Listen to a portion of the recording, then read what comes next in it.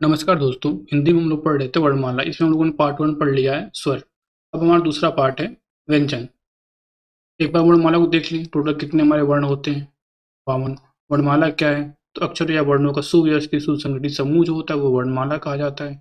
वर्ण क्या होता है? वर्ण या ध्वनि भाषा की सबसे छोटी इकाई होती है जिसको हम लोग कानों द्वारा सुनते हैं।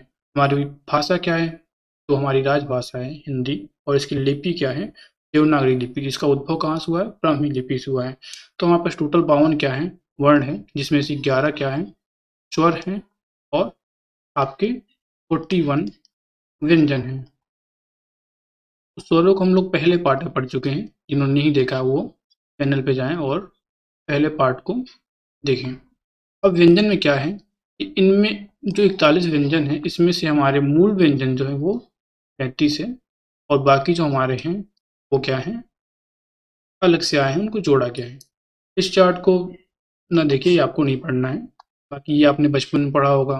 क को क्या लिखते हैं इंग्लिश में? के ए। क को के एच ए। जी को जी ए। तो यहीं से आप एक अंदाजा लगा सकते हैं कि जो हमारे व्यंजन हैं ये स्वरों की मील से बने हुए हैं। जैसे अगर सिर्फ हम लिखते हैं क, ये हमारा क्या है? क। और अ से मिलकर बना हुआ है। तो हम बात कर लें व्यंजनों की, तो व्यंजन हमारे क्या होते हैं? जिन वर्णों का उच्चारण स्वर की सहायता से होता है उन्हें व्यंजन कहते हैं। या हम ये कह सकते हैं कि व्यंजन वह ध्वनि है जिसके उच्चारण में यत्र तत्र अवरोध उत्पन्न होता है, उन्हें व्यंजन कहते हैं। आगे देखिए, ये आपका टेबल है जिसमें से आपकी ये क्या है? 11 टोटल स्वर हैं। और ये आपके 41 व्यंजन हैं। दोनों को हम ऐड कर देंगे तो टोटल हो जाएंगे हमारे 52। और टोटल वर्णमाला हमारी कितनी है? 52। इस चार्ट को एक बार आप लोग मेमोराइज कर लें। अभी आगे जब हम लोग व्यंजन के भेद पढ़ेंगे तो वहाँ पे इसका उपयोग होगा और हम वहाँ पे आपको इसको एक्सप्लेन करेंगे। इस टेबल को भी देख लीजिए। अब बात करते हैं कि व्यंजन क्या है। तो व्यंजन हमने देख लिया कि व्यंजन हमारा क्या है कि वो वर्ण है जिनके उच्चारण में स्वर की सहायता या स्वर की जरूरत पड़ती है, तो उन्हें हम व्यंजन कहते हैं। जैसे हमने कहा क। क एक क्या है? व्यंजन है। इसका जब उच्चारण करेंगे हम बोलेंगे क और अ। या फिर हमने बोला र, इसको हम क्या बोलेंगे? र और अ। ये जो नीचे लगता है, ये जो जिसे कहते हैं हलंत। ठीक है। अब बात करें व्यंजनों के भेद के बारे में। तो व्यंजन को भेद क्या है? कई सारे भेद हैं, उनको हमने यहाँ पे लिस्ट कर रखा है। क्योंकि व्यंजन के जो भेद हैं वो कंडीशंस के अकॉर्डिंग है, किस कंडीशन पे कितने इसके व्यंजन के प्रकार बनेंगे। तो आपका पहला क्या है? उच्चारण के आधार पे, प्रयत्न के आधार पे, स्वर तंत्रियों के आधार पे, प्राणत्व के आधार पे, अनुनासिकता के आधार पे, मांसपेशियों की दृढ़ता के आधार पे और संयुक्तता के आधार पे। हम पहली बात कर लेते हैं। जो पहला हमारा टाइप है वो क्या है? उच्चारण स्थान के आधार पर। तो हम जब भी स्वरों का उच्चारण करते हैं तो क्या करना पड़ता है हमें?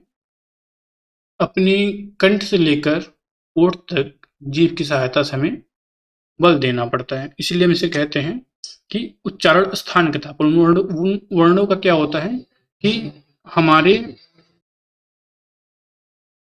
उन वर्णों का क्या होता है कि हमारे बोलने के अनुसार उनकी उच्चारण जो होती है वो कभी कंठ में होती है, कभी तालु, कभी मूर्धा, कभी ओष्ठ, कभी दंत। उसके आधार पे देखते हैं। हमारा पहला क्या है? हम बात कर लें। सबसे पहले बोलना उच्चारण करना शुरू करें तो कहाँ से होगा? सबसे पहले कोई भी शब्द निकलेगा कंठ से, फिर आगे वो जाएगा तालु तक, फिर जीभ, फिर आपका दांत और फिर ओष्ठ तक जाकर वो फिनिश हो जाएगा। तो हम पहले देख लेते हैं। सबसे पहला हम अपना देखते हैं कंठ, फिर देखेंगे तालु, फिर आएगा हमारा मूर्धा। मूर्धा को हम लोग जीभ भी बोलते हैं। ठीक है। फिर हमारा आगे जाएगा दांत, फिर आएगा ओष्ठ। बट इनके पहले भी कुछ वर्णों का उच्चारण जो होगा वो दोनों के मेल से, जैसे कंठ और तालु के मेल से हुआ, जैसे कंठ तालव्य जो होते हैं। फिर हमारा क्या होगा? नासिक्य, कुछ शब्द नाक से निकलते हैं, जैसे कि दे रखे हैं आपके अंग, ड, या, ड, न और म। फिर कुछ दंत मूल होते हैं जिनको बोलते हैं, तो हमारी जीवा क्या होती है, जो दंत मूल या इसको बस्तर ये बोलते हैं, ये क्या होते हैं, जीभ हमारी मुसड़ों पे जाकर टच होती है, इनको बोलते हैं दंत मूल। फिर आते हैं दंत, और फिर दंत और ओष्ठ की सहायता से, फिर ओष्ठ और कंठ की सहायता से। तो हम बात करें कि हमारे जो पहला है जिसको बोलते हैं हम लोग काकल्य। तो काकल्य क्या होता है कि जिन व्यंजनों का उच्चारण कंठ में स्थित काकल, जो हमारा ये जहाँ से हमारा ग्लोटल होता है, सीधे कह लें जो ग्लोटल होता है, यहाँ पे उसका उच्चारण हमें फील होगा। जैसे अगर आप बोलते हैं ह, तो जब भी आप बोलेंगे ह तो आपको फील होगा जो आपका ग्लोटल है वहाँ पे इसका उच्चारण हो रहा है, तो इसको बोलते हैं काकल्य। और हिंदी में इकलौता सिर्फ ह ही है जो काकल्य व्यंजन व्यंजन है, तो इसको हम लोग स्वर यंत्र मुखी व्यंजन भी कहते हैं। इसको आप लोग नोट करते चलें। फिर नेक्स्ट टाइप है हमारा कंठ। तो कंठ में हमारे क्या आते हैं, क, आ, अ और क वर्ग। जब भी हम बोले क वर्ग, तो आपके क, ख, ग, घ, अंग ये पांचों आएंगे, और एक आपका जाता है काकल्य, क्योंकि काकल्य का कंठ में ही इसका उच्चारण हो रहा है। दूसरे टाइप की हम बात करें तो वो हमारा होता है तालव्य। ठीक है, तो हमारी छोटी बड़ी च वर्ग, जब भी हम बोलेंगे क वर्ग च वर्ग, तो उनका मतलब है कि उस वर्ग में आने वाले पांचों अक्षर या वर्ण जो हैं उनको हम लोग बोलेंगे। फिर य और ट।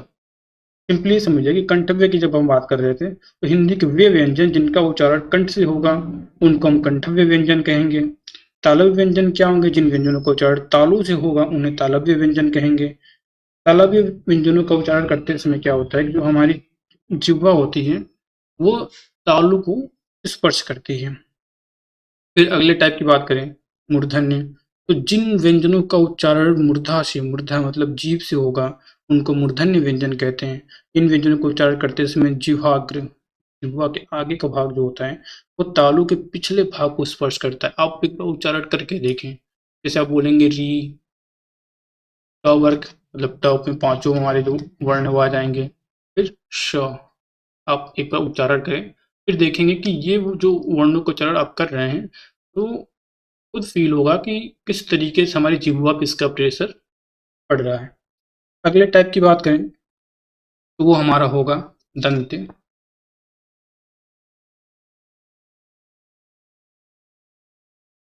तो दंत में क्या है कि जिन वर्णों का उच्चारण दांतों से होता है उन्हें दंत्य कहते हैं।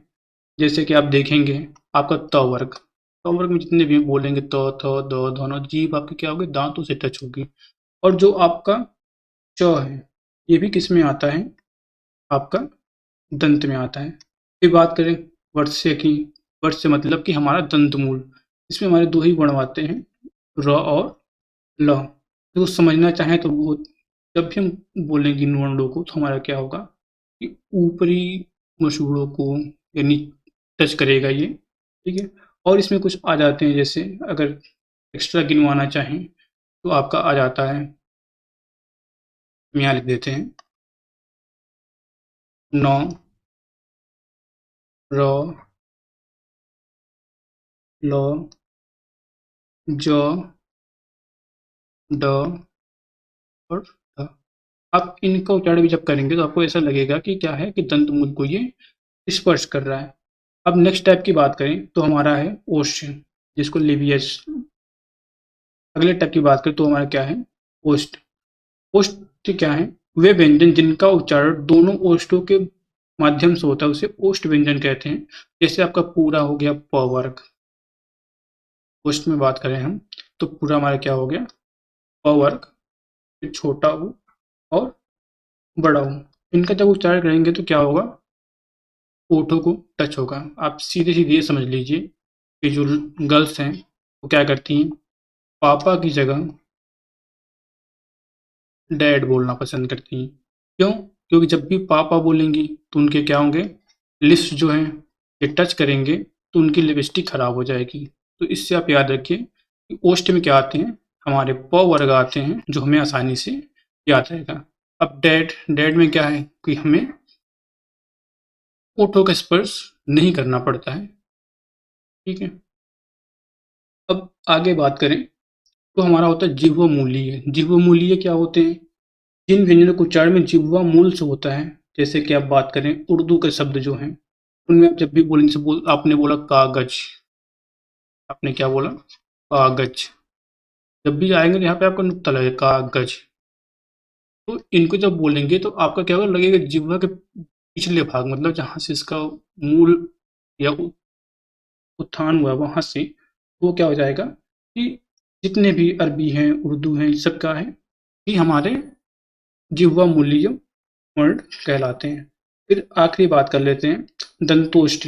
दंतोष्ठ वो होते हैं जिनके उच्चारण में दांत और ओठों दोनों का उपयोग होता है, उन्हें दंतोष्ठ कहते हैं। जैसे आपके ब और फ, सिर्फ यही दो क्या हैं, दंतोष्ठ हैं, ब और फ, इनको बोलते हैं। ये दोनों वर्ण क्या हैं, दंतोष्ठ हैं। तो हमने पढ़ लिया उच्चारण के स्थान पे, कितने टाइप थे हमारे उच्चारण के स्थान पे। तो हमारा था काकल्य, फिर आया था कंठ, फिर तालव्य, मूर्धन्य, फिर जिह्वामूल और दंतमूल, फिर दंत, ओष्ठ और दंतोष्ठ। इनके बारे में आपने देख लिया। अब हम देखते हैं अगले टाइप को, जिसका होगा हमारा प्रश्न के आधार पर। अब हम बात करते हैं प्रयत्न के आधार पर। तो प्रयत्न के आधार पर बात करें तो पहला हमारा टाइप होता है स्पर्शी व्यंजन। क्या आएगी? स्पर्शी व्यंजन। स्पर्शी व्यंजन क्या होते हैं? इनकी संख्या होती है टोटल 25। हमारे जो क वर्ग हो गया, क वर्ग हो गया, च वर्ग हो गया, ट वर्ग हो गया, ट वर्ग हो गया और प वर्ग। याद करना हो तो कचट तक, इसको आप याद रखें। तो ये वर्ग हैं, इन वर्ग में जितने वर्ण आते हैं इन सबको क्या बोला गया है? स्पर्शी व्यंजन। और इनकी संख्या कितनी होती है? 25। ठीक है। दूसरे टाइप की बात करें वो हमारा होता है स्पर्श संघर्षी। स्पर्श संघर्षी। स्पर्श संघर्षी की संख्या अगर पूछे तो वो आपकी है 4। अगर कौन कौन से ये पूछ ले तो हमारे हैं च, च, ज और थ। अगर स्पर्श संघर्ष का आप समझना चाहें तो ऐसे समझिए कि जिन व्यंजनों के उच्चारण में कोई भी दो वागंग एक दूसरे को स्पर्श करके बाहर निकलने वाली प्रश्वास वायु में आंशिक बाधा उत्पन्न करते हैं, इसके फलस्वरूप क्या होता है कि जो वर्ण बाहर निकल रहे हैं उन्हें कुछ संघर्ष करना पड़ता है। तो ऐसे वर्णों क्या कहते हैं? स्पर्श संघर्षी व्यंजन। इनकी संख्या आपने देख ली। अब बात करते हैं अगले टाइप की, वो हमारा है संघर्षी। संघर्षी। संघर्षी की बात करें तो इनकी संख्या अगर पूछता है एग्जाम में तो वो है 6। और अगर कौन कौन से हैं वो आते हैं हमारे क, ग, च, जो भी होता है आपका श, च और च। तो तीनों ये श रहेंगे और ख, ग, ज। इनको बोलते हैं संघर्षी। संघर्षी समझना चाहते हैं कि जिन व्यंजनों को उच्चारण के समय मुख्य व अंगांग परस्पर इतने समीप आ जाते हैं कि बाहर निकलने वाली वायु प्रश्वास वायु को इस संकरे मार्ग से निकलने के लिए काफी संघर्ष करना पड़ता है, तो उन्हें संघर्षी व्यंजन कहते हैं। अगले टाइप की बात करें वो हमारा है पार्श्विक। पार्श्विक व्यंजन एक ही होता है, वो होता है हमारा ल। पार्श्विक व्यंजन को समझिए कि जब भी हम उसका उच्चारण करेंगे तो हमारी जिह्वा का अग्रभाग तालु को स्पर्श कर लेगा और हमारी जिह्वा है थोड़ी मुड़ जाएगी। तो हवा इसके अगल बगल से या वायु जो उच्चारण वायु है वो इसके अगल बगल से निकलेगी। हम इसको बोलते हैं पार्श्विक व्यंजन। नेक्स्ट बात कर लें तो हमारा है लुंठित व्यंजन। लुंठित व्यंजन क्या है कि इनका उच्चारण करते समय जिह्वा की नोक जो है बेलन की भांति मुड़ जाती है। जैसे बोलेंगे आप रॉ, तो क्या बोल रहे हैं जिह्वा आपकी नीचे की तरफ बेलन की तरह से मुड़ गई है। तो लुंठित व्यंजनों की संख्या कितनी है? एक है, वो है इकलौता र। नेक्स्ट टाइप की बात करें वो हमारा है उत्क्षिप्त। उत्क्षिप्त व्यंजन। उत्क्षिप्त व्यंजन क्या होते हैं कि जिन इनके उच्चारण के समय क्या होते हैं, जिह्वा की नोक तालु को झटके से स्पर्श करती है। जैसे जो हमारे द्विगुण व्यंजन है ये ढ और ड़, इनका उच्चारण करके आप देखें तो लगेगा कि जीभ हमारे झटके से उसको स्पर्श करके वापस आ गई है। और इनको क्या है, संस्कृत से लिया गया, हमारे हिंदी वर्णमाला के मूल भाग नहीं, इसलिए कहा जाता है हिंदी वर्णमाला में क्या है, 33 जो है ये मूल व्यंजन हैं और बाकी जो हैं अलग से हमारे जोड़े गए हैं, क्योंकि जिनकी संख्या कितनी है, 8। टोटल हो जाते हैं ये 41 और 11 स्वर मिलकर हो जाते हैं 52 वर्ण। नेक्स्ट टाइप की बात करें तो हमारा होता है वो अंतस्थ या अर्ध स्वर। तो क्या बोलते हैं, अंतस्थ, या इनको बोलते हैं अर्ध स्वर, क्योंकि ये क्या करते हैं कि स्वरों का भी काम करते हैं और इनकी संख्या जो है वो आपकी 2 हैं, जिनको य और व। अगर आप स्वर का वीडियो देखेंगे तो वहाँ पे क्या है कि इनको हमने बताया है कि ये क्या कहलाते हैं, हमारे अर्ध स्वर या अंतस्थ। फिर हम बात करें अगले टाइप की, तो वो हमारा है नासिक्य अनुनासिक कह लीजिए। हम इसको आप स्वर वाले पार्ट में नासिक्य और अनुनासिक को अच्छे से बता चुके हैं। एक बार आप उस वीडियो को देखें और समझने का प्रयत्न करें। अनुनासिक क्या होते हैं कि इनके उच्चारण में वायु मुख से न निकलकर नासिका के मार्ग से बाहर निकलती है, इसलिए इन्हें नासिक या अनुनासिक व्यंजन कहते हैं। और जो हमारे 5 वर्ण हैं, ये जो क वर्ग से लेके प वर्ग तक पांचों हैं, इनके जो आखिरी में आते हैं वो हो गया क, या, ड़, न और म। ये पांचों क्या हैं, हमारे नासिक्य व्यंजन है। अब बात करते हैं हम अगले प्रकार की, तो वो है हमारा स्वर तंत्रियों के आधार पर। तो स्वर तंत्रियों के आधार पर बात करें तो हम ये समझे कि व्यंजनों को उच्चारण करते समय स्वर तंत्रियों की गतिशीलता जो होती है वो अलग अलग होती है, अतः इनकी गतिशीलता के आधार से क्या होते हैं, 2 वर्ग बनते हैं। पहला वर्ग हमारा क्या होता है, घोष, या ये कह लीजिए सघोष। एग्जाम में दोनों में से किसी भी एक नाम से दे सकता है। और दूसरा टाइप हमारा क्या होता है इसका, वो होता है अघोष। तो हम ये पहचाने कि सघोष या घोष व्यंजन क्या है, तो जिन वर्णों के उच्चारण में स्वर तंत्रियों में कंपन हो तो उन्हें सघोष कहेंगे, और जिन व्यंजनों के उच्चारण के में के समय स्वर तंत्रियों में क्या हो कि कंपन न हो, उन्हें अघोष कहेंगे। आप सिंपली देखें कि जो हमारे आप सिंपली देखें तो हमारे प्रत्येक वर्ग का तीसरा, चौथा और पांचवा वर्ण होता है, वो सभी क्या होते हैं, हमारे सघोष होते हैं। स्वर भी हमारे सघोष हैं। और अंतस्थ व्यंजन, अंतस्थ व्यंजन पूछे तो आप उसको 4 बोला करिए, वो होते हैं य, र, ल और व। हमारे इसमें क्या है, य और व क्या है, ये दोनों अर्ध स्वर हैं। तो हम क्या देख रहे थे, जो हमारे सघोष या अघोष हैं, सघोष हैं, इनमें क्या होता है कि प्रत्येक वर्ग का तीसरा, चौथा, पांचवा और सभी स्वर क्या होते हैं कि अंतस्थ व्यंजन होते हैं। तो सघोष होते हैं। इसके लिए आप एक ट्रिक बना लें, सघोष के लिए क्या होता है, हमने बना रखा 345 प्लस य, र, ल, व, और सभी स्वर। ये क्या है, आपके घोष या सघोष व्यंजन कहलाते हैं। 345 मतलब सभी वर्गों के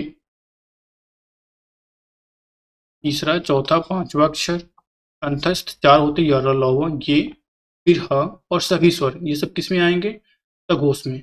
अब बात करें अघोष की, तो यहाँ से जो बच गए हैं वो सभी क्या होंगे, अघोष। तो उसके लिए क्या ट्रिक है, 12 अघोष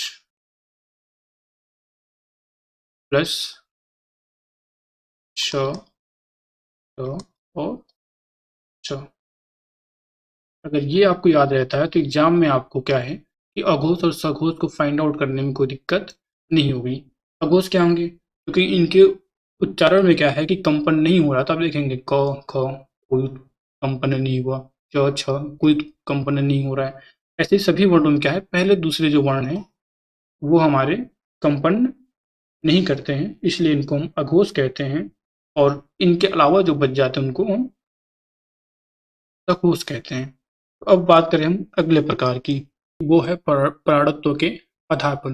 प्राणत्व के आधार पर ये नहीं कि हमारे इनको उच्चारण में प्राण ही निकल जाएंगे। बेसिकली क्या होते हैं कि दो प्रकार के होते हैं।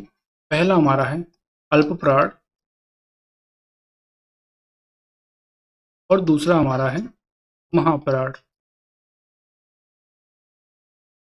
अल्प प्राण मतलब ये नहीं कि हमने उच्चारण किया और थोड़ा प्राण निकला, महाप्राण मतलब पूरा प्राण निकल जाए। अल्प प्राण मतलब बस ये है कि जब हम उच्चारण करेंगे तो हमारे मुख से क्या होगी, कम वायु निकलेगी। प्राणत्व के आधार पर कह लीजिए, इसको कह लीजिए कि वायु के निकलने के आधार पर,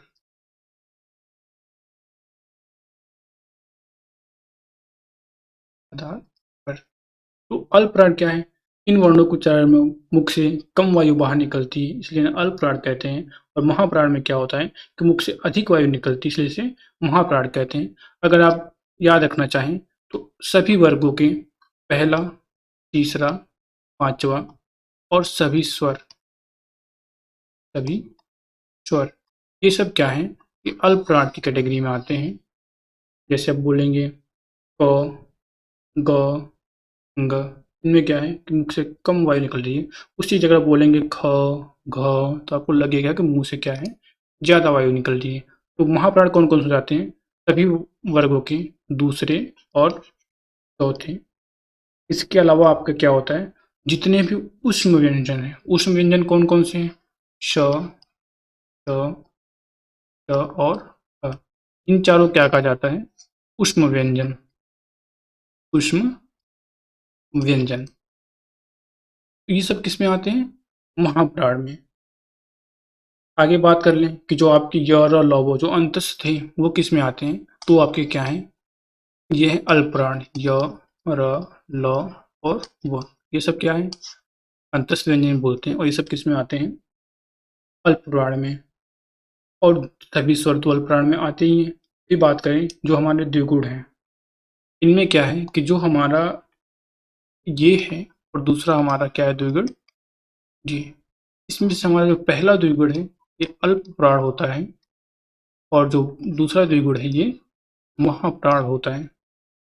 नेक्स्ट बात करें कि उष्ण के उष्ण तुम्हारे किस में आ गए, महाप्राण में। अब बात करते हैं हम अगले टाइप की, तो वो हमारा है अनुनासिकता के आधार पर। अगर हम बात करें अनुनासिकता के आधार पे, तो इसमें हमारे जो प्रकार आते हैं बेसिकली दो ही आते हैं, जिसको हम इनडायरेक्टली पढ़ भी चुके हैं स्वर में और व्यंजन में भी।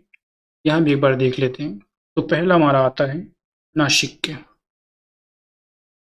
या इनको बोलते हैं अनुनासिक।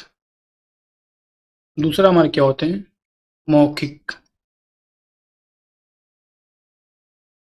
नासिक की बात करें तो जिन व्यंजनों के उच्चारण के समय प्रश्वास या जो हम बोलते समय वायु निकलती है वो क्या होगी, नाक के रास्ते बाहर निकलेगी, उन्हें हम नासिक या अनुनासिक कहेंगे। जो हमारे सभी वर्गों के आखिरी पांचों वर्ण हैं उनको हम किस में लाते हैं, नासिक में। और जो एक आता है आपका चंद्र बिंदु, इसको हम क्या बोलते हैं, अर्धनासिक्य बोलते हैं, अर्धनासिक्य। फिर बात कर लें कि मौखिक क्या है, तो मौखिक है कि इनके समय सारी वायु क्या होगी, मुख से बाहर निकलेगी। और नासिक के अलावा जितने वर्ण हैं सभी क्या हैं कि हमारे मौखिक व्यंजन कहलाते हैं। अब बात कर लें अगले टाइप की, तो हमारा है मांसपेशियों की दृढ़ता के आधार पर। कहने का मतलब ये है कि जब भी हम व्यंजनों का उच्चारण करेंगे तो उसमें मुख की जो मांसपेशियां हैं वो कभी दृढ़ होंगी, कभी शिथिल हो जाएंगी और कभी कभी सामान्य रहेंगी। इसके आधार पर क्या है, तीन प्रकार बनाए गए हैं। अगर हम बात कर लें पहले की, वो हमारा है दृढ़ व्यंजन। दूसरा प्रकार क्या है, वो है शिथिल। और तीसरे प्रकार की बात करें तो वो है मध्यम। दृढ़ की बात करें तो जिन व्यंजनों को उच्चारण में मुख की मांसपेशियां दृढ़ हो जाएंगी उन्हें दृढ़ व्यंजन कहते हैं। जैसे आप बोल के देखिए टो, हो, ड, इन सब में क्या है कि आपकी मांसपेशियां दृढ़ हो रही हैं। इनकी संख्या टोटल 4 है, कौन कौन सी है, ट, भ, ड और भ। ये चारों क्या हैं? दृढ़ व्यंजन है। बात करें शिथिल व्यंजन की, तो इनके उच्चारण में क्या होता है, मुख्य मांसपेशियां शिथिल हो जाती हैं, इसलिए इन्हें हम शिथिल व्यंजन कहते हैं। और ये कौन कौन से हैं? ये आपके हो जाते हैं क, न, म, य, र, ल। ठीक है, ये सब क्या है? आपकी शिथिल व्यंजन है। और इसके अलावा जो बच गई, या कह सकते हैं कि जिनके उच्चारण में ना तुम्हारी मांसपेशियां दृढ़ होती हैं और ना ही शिथिल होती हैं, उनको हम मध्यम व्यंजन कहते हैं। जैसे आपका हो गया च, ब, श आदि, जो आपके वो सब किस में आ जाएंगे? मध्यम व्यंजन में। अब बात करते हैं अगले प्रकार की, वो है हमारा संयुक्तता के आधार पर। इसमें क्या है कि हमारा जो प्रकार बनते हैं वो बनते हैं, पहला जो बनता है वो बनता है वियुक्त। फिर अगला प्रकार बनता है वो होता है संयुक्त। और तीसरा प्रकार जो बनता है वो बनता है द्वित्व। और ये जो प्रकार है आपका एग्जाम के पॉइंट ऑफ व्यू से बहुत ही इम्पोर्टेंट है, और इससे कई बार बड़े एग्जाम्स में या खासकर सेंट्रल लेवल्स के एग्जाम में सवाल पूछे गए हैं। द्वित्व व्यंजन की बात कर लें पहले, तो जब भी किसी एक व्यंजन का अर्धांश उसी के पूर्ण रूप से संयुक्त हो जाएगा तो उसे द्वित्व व्यंजन कहते हैं। जैसे हमने बोला बच्चा, या हमने बोल दिया कच्चा, पक्का। तो अब देखेंगे कि पहले ये का आया, फिर से जुड़ा हुआ है, मतलब इसी का अर्धांश इसी के साथ जुड़ा हुआ है, तो इसको हम बोलेंगे कि क्या है, ये द्वित्व व्यंजन है। बात करते हैं संयुक्त स्वर की, तो जब भी दो भिन्न भिन्न ध्वनियों में से एक अपूर्ण हो और दूसरी पूर्ण हो तो उसे संयुक्त व्यंजन कहते हैं। जैसे हमने बोला युद्ध, क्या बोला हमने? युद्ध। इस केस में आपको क्या मिलेगा कि हमारा द और द, एक आधा है और एक पूरा है। यहाँ पे क्या था, इसी का आधा था और इसी का पूरा था। कच्चा में देखे तो च और च, इसी का आधा और इसी का पूरा, इसलिए ये द्वित्व था। और संयुक्त में क्या है कि एक आधा है और एक पूरा है, तो इसको बोलेंगे कि ये क्या है, संयुक्त। जैसे हमने बोला चंद्र, आपका क्या हुआ, चंद्र में न आया, फिर आधा द आया, फिर र आया। अब आगे बात कर लें कि हमारा क्या थे, वियुक्त, या इनको हम बोलते हैं स्वतंत्र। इसको एक और नाम क्या होता है, वो होता है स्वतंत्र। नाम से कन्फर्म है, इनको किसी के भी आधार की जरूरत नहीं है। मतलब जो व्यंजन स्वतंत्र तथा पृथक रूप से प्रयुक्त होते हैं उन्हें युक्त या स्वतंत्र व्यंजन कहते हैं। जैसे आप सिंपली बोल दीजिए, जितनी भी आपकी वर्णमाला है, जैसे क, ख, ग, घ, अंग, बाकी जितने भी हैं सब क्या हैं, वियुक्त या संयुक्त स्वतंत्र व्यंजन कह सकते हैं। जैसे बोला रमन या राघव, इसमें क्या है, सभी एक दूसरे से स्वतंत्र है, इसमें कोई भी अर्ध व्यंजन नहीं आया है, इसलिए क्या है, ये वियुक्त या स्वतंत्र कहेंगे। संयुक्त में क्या है, एक आपका अर्ध व्यंजन होगा, दूसरा पूर्ण व्यंजन होगा। द्वित्व में क्या होगा, उसी वर्ण का अर्ध होगा और उसी वर्ण का पूर्ण होगा। और ये एग्जाम में काफी बार पूछा गया। उसके बाद रखें इंपॉर्टेंस तो वो हमारा संयुक्त व्यंजन की है। अब बात करें कुछ चीज़ों को लेकर, जैसे हिंदी में क्या है कि कुछ नव विकसित व्यंजन भी हैं। जैसे अगर हम सिंपल सी बात कर लें, जो हमारा ये ड होता है और ढ होता है, अगर इनके नीचे हम बिंदु लगाते हैं, इनको हम लोग क्या बोलते हैं कि हमारे दो नए व्यंजन हिंदी भाषा में या हिंदी वर्णमाला में जुड़ जाते हैं। इनको क्या कहा गया है, हिंदी में इनको बोला गया है द्विगुण। तो द्विगुण क्या होते हैं, ये होते हैं। और द्वित्व की बात कर लें, इन्हीं का आधा होगा और उसी का पूरा होगा। जैसे एक और एग्जाम्पल लेना चाहे तो आपका कुछ भी ले लें, कच्चा पक्का जो भी। फिर हम बात कर लें कि जो हमारे अनुस्वार और अनुनासिक ये क्या होते हैं। हम बात करते हैं अनुस्वार और बात करते हैं हम अनुनासिक की। तो हम डिफरेंस देखें सीधे सीधे, तो हमारे अनुसार क्या होते हैं, इनके उच्चारण में जो हवा होती है वो केवल नाक से निकलती है, जबकि हमारा अनुनासिक में क्या होता है कि हमारी नाक और मुंह दोनों से ही हवा निकलती है। और सिंपली आप याद रखें तो ये जो चंद्र बिंदु लगा है यही पहचान है अनुनासिक की, क्योंकि मुंह में भी चंद्र बिंदु ऐसे लगेगा लिखते समय, और इनके जो शब्द होंगे उनमें भी चंद्र बिंदु लगा होगा। जैसे एक आपका क्या हो गया, दांत, आंत, अंगूठा, एटसेट्रा। इनमें बात कर लें तो इसकी पहचान होती है आपकी ये बिंदु, जैसे आपका क्या हो गया, अंक, अनंत, फिर आ गया आपका गंगा, एटसेट्रा। आगे बात करें इसमें प्रकारों की या इसमें भेद की, तो क्या है कि जो हमारी अनुस्वार होती है ये हमारी तीव्र ध्वनि होती है, जैसे हमने बोला अंक, अनंत, गंगा, बहुत तेजी से बोल रहे हैं। जबकि अनुनासिक क्या होगा, एक धीमी ध्वनि है या धीमी गति की ध्वनि है, जैसे कि हमने बोला दांत, आंत, अंगूठा, ये सब क्या है कि अनुनासिक है। अब जितने भी तत्सम शब्द होते हैं उनमें मूलतः जो है अनुस्वार ही लगा होता है, जैसे कंठ, दंत, अंत, अंक, ये सब क्या है एक तरह से तत्सम शब्द है, और मूलतः इसमें क्या है अनुस्वार लगा होता है। और जितने तद्भव शब्द होते हैं उनमें हमारा अनुनासिक लगा होता है। ठीक है, तो एक ये हो गया कि जितने भी तत्सम होते हैं, जब भी हम आगे आपको तत्सम पढ़ाएंगे तो आप एक बार इस चीज को हम फिर से बताएंगे। और जो भी तद्भव होते हैं इनमें क्या होता है अनुस्वार लगा होता है।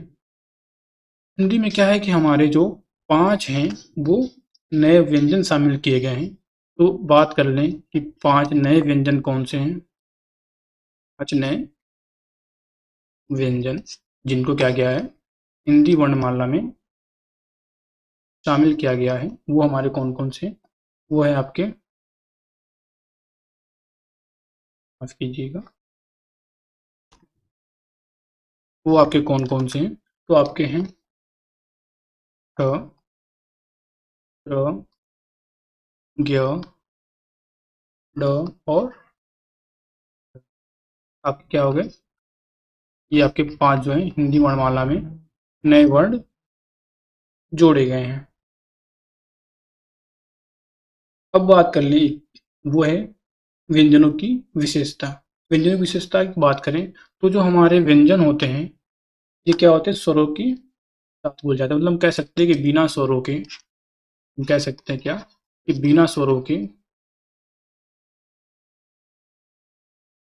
व्यंजनों का उच्चारण जो है संभव नहीं है। दूसरी विशेषता की बात करें वो ये है कि व्यंजनों के उच्चारण के समय जो प्राण वायु मुख विवर में कहीं न कहीं अवरुद्ध होती है तो उसे संघर्ष कहते हैं।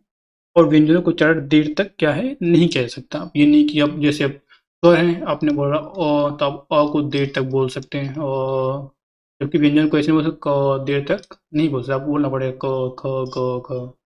ठीक है। फिर बात करें कि व्यंजन क्या है कि अक्षर नहीं बना सकते हैं। क्यों? क्योंकि जब तक स्वर नहीं मिलेगा तब तक अक्षर या वर्ण नहीं बनेंगे। फिर है कि व्यंजन क्या है स्वरक हाथ का वहन नहीं करते हैं, और व्यंजन जो है सुनने में अधिक परिस्फुट नहीं होते हैं। परिस्फुट की बात करें तो पूर्ण जो है नहीं, जैसे आपने बोला क और ये आपने बोला क, तो इन दोनों में अंतर साफ है। ये सिर्फ व्यंजन हो, यहाँ व्यंजन में क्या है वर्ण में स्वर जुड़ा हुआ है। आपसे कुछ प्रश्न है कि भाषा की सार्थक इकाई को क्या कहते हैं। जब भी आपसे बोलेगा कि भाषा की सार्थक इकाई, सार्थक इकाई, तो वो हमारी होती है वाक्य। और ये सारे क्वेश्चंस क्या हैं एग्जाम में कई बार पूछे गए हैं, तो इस चीज़ का ध्यान रखें। भाषा की सार्थक इकाई क्या है, वाक्य। वाक्य की सबसे छोटी इकाई क्या है, तब तो उसे बोलते हैं उपवाक्य। वाक्य क्या है छोटी इकाई, वो हो गया उपवाक्य। आगे बात करें कि उपवाक्य से भी छोटी इकाई क्या होगी, उपवाक्य से भी छोटी जो होती है उसे बोलते हैं उपबंध। फिर बात करें कि जो पदबंध से भी छोटी इकाई हो जिसको उपबंध या पदबंध कहते हैं।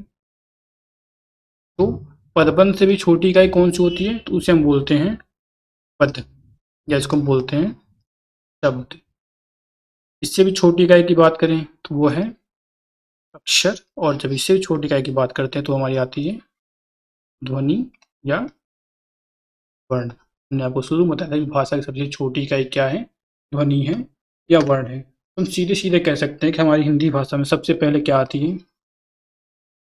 ध्वनि, या इसको हम कहते हैं वर्ण। इसके बाद हमारा क्या आता है? अक्षर। इसके बाद क्या आता है हमारा? पद, या इसको हम कहते हैं शब्द। फिर हमारा आता है पदबंध। पदबंध के बाद हमारा क्या आता है? उपवाक्य। और इसके बाद हमारा आता है वाक्य। ये जाकर हमारा क्या होता है? किसी भाषा में एक वाक्य पूरा करने के लिए इतने जो है मूल तत्व जरूरी होते हैं। अब आगे हम बात कर लेते हैं कुछ प्रश्नों की, जिनको आप रफली आंसर करते जाइएगा। हम एक एक करके प्रश्न बोलते जा रहे हैं। जिनका उच्चारण बिना किसी अवरोध अथवा विघ्न बाधा के हो, उन्हें क्या कहते हैं? तो उन्हें कहते हैं वर्ण। ठीक है। हिंदी वर्णमाला में कितने वर्ण हैं? ये आपसे पूछे वर्णों की संख्या कितनी है? तो वो आपके हो गए 52। फिर बात करें कि उच्चारण के कितने प्रमुख तत्व हैं? तो उच्चारण के 2 ही प्रमुख तत्व हैं। उच्चारण के ये प्रमुख तत्व की बात कर लें तो वो हमारे क्या हैं? 2 हैं। एक हमारा क्या है? स्वर है, और दूसरा क्या है? व्यंजन। फिर आगे हम बात करते हैं हिंदी में स्वरों की संख्या कितनी है? स्वरों की संख्या कितनी है? 11 क्या है? स्वर है। और व्यंजनों की संख्या कितनी है? 41। ये क्या है? व्यंजन है। अब बात कर लें कि अयोगवाह वर्ण कौन से हैं? तो अयोगवाह हमको पता है कि हमारे 2 ही जो हैं वो अयोगवाह हैं। वो कौन कौन से हैं? वो हमारे हैं अंग और अह। इन दोनों क्या बोला गया है? अयोगवाह। आगे हम बात कर लें कि कंठ, तालु, मूर्धा, दंत और ओष्ठ के स्थानों को स्पर्श करने वाले या इनको स्पर्श करके बोले जाने वाले शब्द क्या कहलाते हैं? तो उनको बोलते हैं स्पर्श व्यंजन। ध्वनि के लिखित रूप को क्या कहते हैं? ध्वनि के लिखित रूप को वर्ण कहते हैं। वर्ण क्या है? तो कहें कि वर्ण उस मूल्य ध्वनि को कहते हैं जिसका कोई भी खंड न किया जा सके। फिर बात करते हैं कि मूल व्यंजनों की संख्या कितनी है? तो हमारी 33 है। और हिंदी वर्णमाला में कुल व्यंजनों की बात करें, मतलब सिंपली हम कह सकते हैं जब भी एग्जाम में पूछा कुल व्यंजन, तो वो हमारे कितने हैं? 40। और जब भी बोलेगा मूल व्यंजन, वो हमारे कितने हैं? 33। अब बात करते हैं संयुक्त व्यंजनों की संख्या कितनी है? तो हमें पता है संयुक्त व्यंजन हमारे कितने हैं? 4 हैं। 4 क्या हैं? संयुक्त व्यंजन है। कौन कौन से? आपका हो गया छ, र, ज्ञ और त्र। ये आपका हो गया च्र। ठीक है। अब बात करते हैं उसमें व्यंजनों की संख्या कितनी है? तो उसमें व्यंजनों की संख्या की क्या है? 4 है। 4 क्या है? उसमें व्यंजन है। कौन कौन से? च, च, च और थ। फिर हम बात कर लेते हैं कि हमारे उत्क्षिप्त व्यंजन कितने हैं? तो उत्क्षिप्त व्यंजनों की संख्या कितनी है? 2 है। और अंतस्थ व्यंजनों की बात करें तो हमारे क्या है? इनकी संख्या भी 4 है। अंतस्थ व्यंजन, इनकी संख्या कितनी? 4 है। वो कौन कौन से? ज, र, ल और व। ठीक है। आगे हम बात करते हैं कि हिंदी भाषा में प्रत्येक दृष्टि से ल क्या है? तो ल हमारा है, जब भी पूछे एग्जाम में थोड़ा सा कंफ्यूजन होता है। ल क्या है? को बोलते हैं हम लोग पार्श्विक व्यंजन। र क्या है? इसको बोलते हैं लुंठित व्यंजन। और ह क्या है? इसको बोलते हैं पाकल्य व्यंजन। ये सभी प्रश्न क्या है? एग्जाम की दृष्टि से बहुत ही महत्वपूर्ण है। बाकी इससे जो आपकी है एक वर्कशीट या ऑब्जेक्टिव टाइप में क्वेश्चंस अगले वीडियो में कराया जाएगा। ओके, थैंक यू, धन्यवाद।